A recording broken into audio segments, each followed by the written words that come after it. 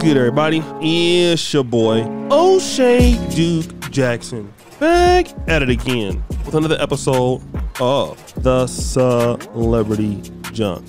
I want to give a shout out to brother Kwame Brown. I know that recently I did a video about him and his particular channel, but you know what? I like Kwame Brown, regardless of what people may think. He is a guy that I feel has a lot of potential on the platform.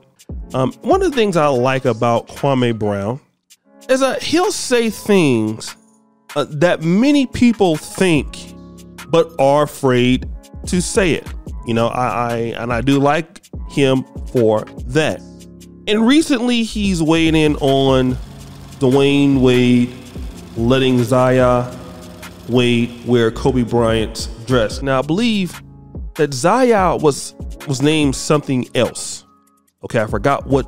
I know that it's he is a she now, but you guys remember what his name was. He was Zion.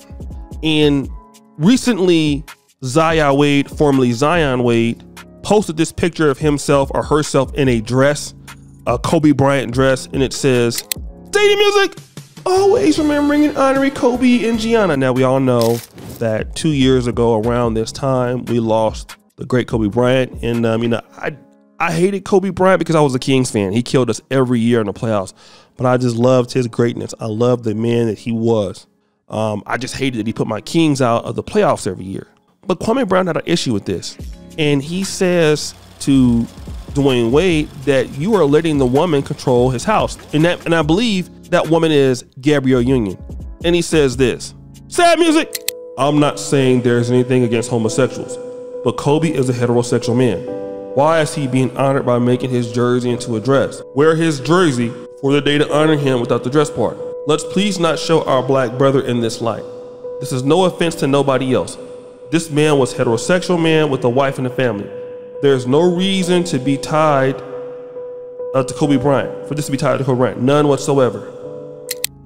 You know, I think that a lot of people feel that way, whether they want to admit it or not. Many people feel that way. Many people in America don't necessarily like what's going on. Especially, I heard there was a mother who felt like the school pushed her child to become like bisexual or something like that.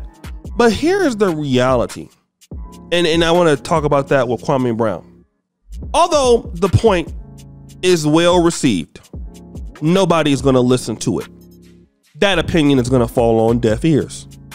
And that opinion is going to fall on deaf ears until people who are, you know, against things like this, or the devout, or whoever, decide that, you know, A, they're going to want some sort of separation from society, or you want to move to another country, or you're going to fight for your quote unquote heterosexual rights as the LGBT community has. That's where we're at. It's gonna fall on deaf ears. The machine, as some people would call it, is intertwined and it's too strong. Okay? There are a lot of things that go on in America that I don't necessarily agree with.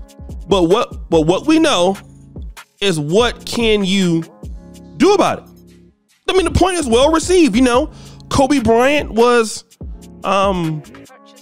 not a homosexual man. I don't think that Zaya Wade is intending to disrespect Kobe Bryant by putting himself in a dress.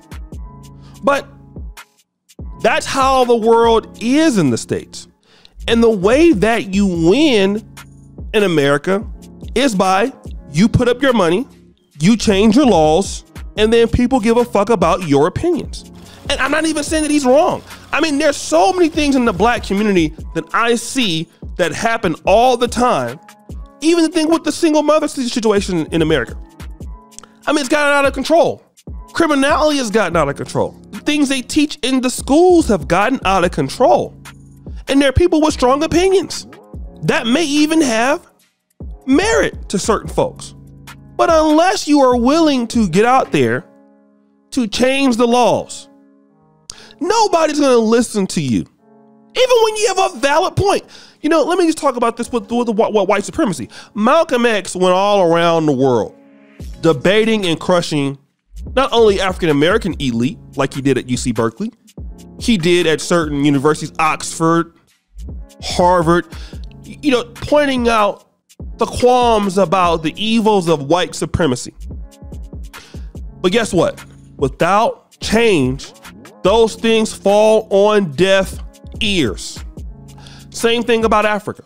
There are many debates going around here about the corruption that goes on and the mistreatment of people that goes on and all of the other things that goes on this great continent, the powerhouse of the world.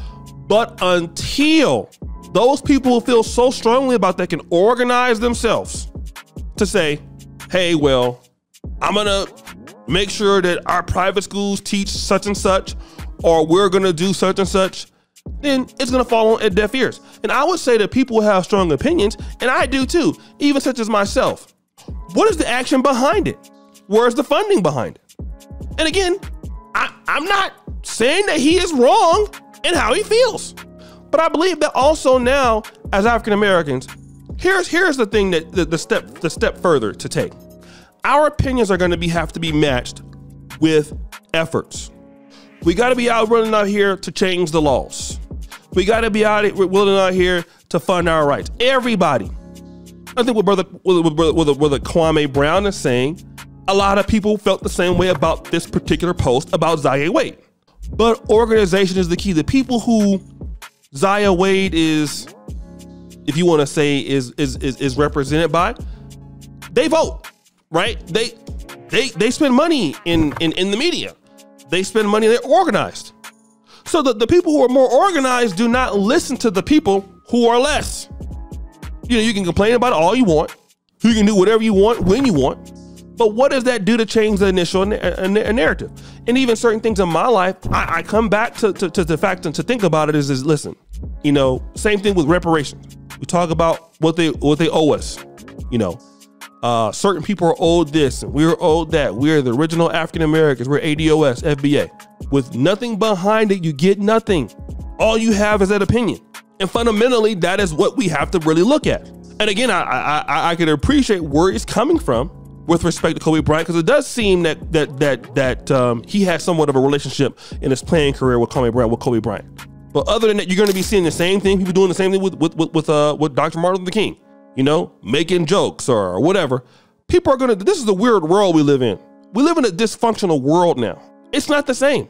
But guys, what do you think? It's your boy, O'Shea Duke Jackson, back at it again with another episode of Celebrity Junk. I really appreciate you for all that you do. Subscribe, hit the bell, check out the first comment at the top. And as you know, the buffoonery remains an all-time high. I'm out.